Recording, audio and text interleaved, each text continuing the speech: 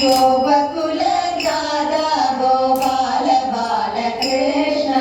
ഗോപകുല ജാത Gopala Balakrishna